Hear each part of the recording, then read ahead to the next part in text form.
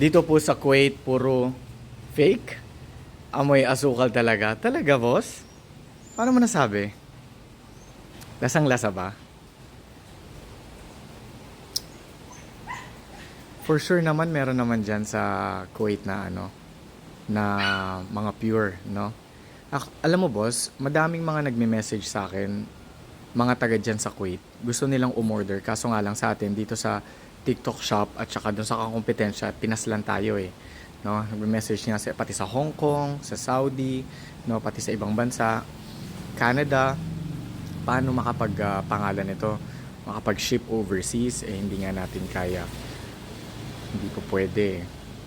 Yun lang yung natin dito lang sa Pinas, itong TikTok shop at saka yung isa, no?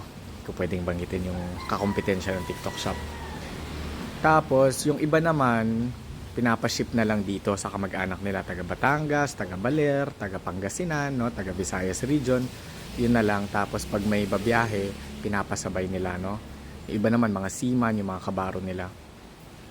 And one thing lang din ang masishare ko, boss.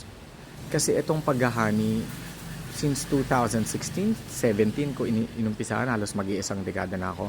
And madaming mga naghahani na Luzon, Visayas at Mindanao nagpadala sa akin ng mga sample products nila. I-market ko daw, tulungan ko daw sila sa marketing. Eh ito kasing product, igurot ako from Cordillera. So talagang loyal ako dito sa probinsya namin. Tinutulungan kasi natin yung mga kababayan natin, no? So, it's a livelihood program, yung mga magsasaka, pag hindi pa sila nag-harvest, yung mga estudyante, yung mga anak nila, yung mga tambay, binibigyan natin ng hanap buhay, no? Alam naman natin yung produkto sa probinsya, labas ng probinsya na bibenta. And with that experience na natikman ko na yung mga iba't ibang klaseng honey, may mga honey talaga na malalakas ang lasa. Which sometimes, yung ibang tao na misinterpret nila na peke. May mga honey kasing masyadong matamis. Pero pure to mga to. May mga iba naman mild. As in talagang sobrang mild. Pag hinalo mo sa tsaa o sa kape, dapat madami. Tapos may iba naman na saktuhan. May mga iba din akong na para siyang toyo. No? Na may halong tubig. Pero pure yun. Ang sarap, para siyang medicinal. Kasi galing yun sa nektarya ng mga herbal plants. No?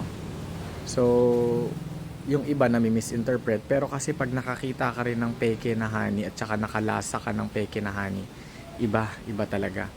Magkakaiba ang mga lasa ng honey, nakadepende yan sa mga halaman na nakapaligid. Pero na-curious ako dyan sa sinasabi mo.